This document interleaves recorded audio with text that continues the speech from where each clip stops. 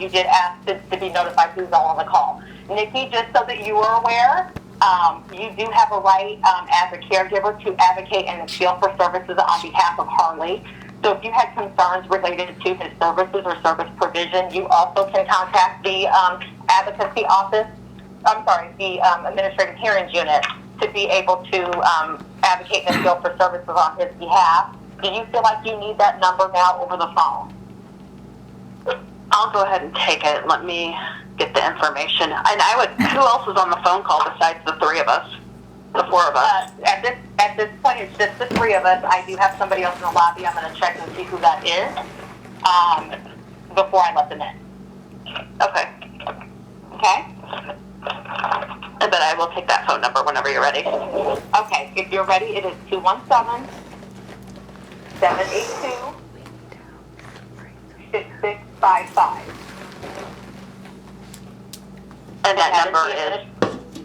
This is to the Administrative Hearings Unit, and this is the number that you would contact if you have issues or concerns related to service provision for Harley.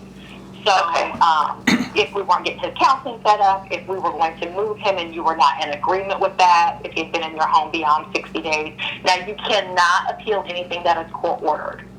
So if the court has ordered specific things, then those are not appealable. Okay? You also have a right to contact the advocacy office, and that is a number you would contact if there were issues that you could not get resolved with the caseworker or the agency as it relates to service provision and rights. And if you want that number, I can give that to you as well. I do. 800-232-3798. Okay. And then finally, there's the Office of Affirmative Action, and that's a number you would contact if you felt like there were any discriminatory issues that were impacting service provision. Issues related to race, religion, sexual orientation, disability, anything like that. Would you like that number? Yes. Okay, that is the Office of Affirmative Action, and that number is 312-328-2495. Okay, thank you very much. No problem. We'll go ahead and get started with Harley's portion because I do want to be respectful of your time at work. Thank you. I'm going to move, no problem. I'm going to move through the objectives. Jessica, what I will ask you is because all three youth have the same goal with the same evaluation of the goal, I will ask that you hold your questions until the end. That way we can get Nikki through Harley's portion, and then we'll try to answer your questions as best we can at that point, okay? Thank you. No problem. So the goal for Harley at this point is return home within 12 months, and that is evaluated as unsatisfactory due to the need to continue to make progress in the recommended services. And Jessica, we'll talk about your services specifically when we get to your portion, okay? Thank you. No problem. The next one is for Harley to participate in counseling. This is evaluated as unsatisfactory, and it indicates that Harley has been referred for counseling, however, he is not currently engaged. And I don't know, Nikki, can you give me an update on that? Is there a waiting list, or do you know what the issue is with that? Okay. Well, I know through Family Court he's on a waiting list to get in, and then for me it was basically trying to get him in on a day that I could get him there. So right now he is been referred to Unity Point. So he's on a referral. I'm waiting for them to contact me to get him another appointment. Okay. So as far as I know, he was already in counseling with his previous foster care. And since he's moved, we have to get him back into, actually I think we're going to put him back into the OSF one, but a different location because he was not happy with where he was at prior to. Okay. Are there any specific mental health or behavioral concerns with Harley that you want to update us on? I think just emotionally, I think he might have been traumatized at his last foster care. Is he on any medication? 0. Okay. But I do think he does have anxiety issues. Okay. Are there any specific behaviors? I saw he had one issue of taking off from placement, but other than that, have we had any other issues? No. Mm-mm. Okay. All right. The next objective for Harley is to complete high school and maintain grades, and that is evaluated as satisfactory, even though they do have noted on here that he does struggle a bit academically. And there was an individualized education program meeting, that's an IEP, that just happened for him, it looks like, on November 5th. And that he's also trying to get some additional support in his classes. Can you give us an update on that? Correct. So the counselor at the school and I think the other resources that they have are trying to get him extra help 3 days a week after school, and then the other 2 days he's doing driver's ed. So we're trying to get him back on track to get the remainder of his grades passing. Okay. All right.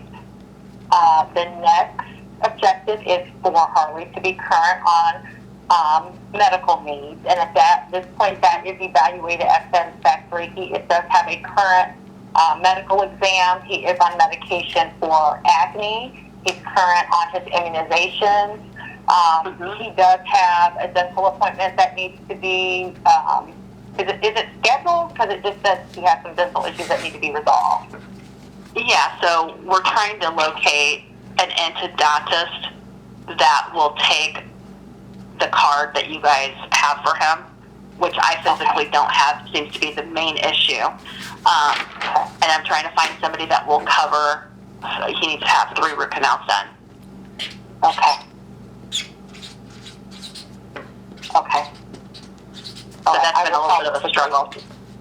Yeah. Okay. All right. He needs 3 root canals. Okay. And 1 immediately. Yeah. Okay. Thank you. And then what about vision? Has he had a vision screen? I didn't see anything in his health documentation regarding that.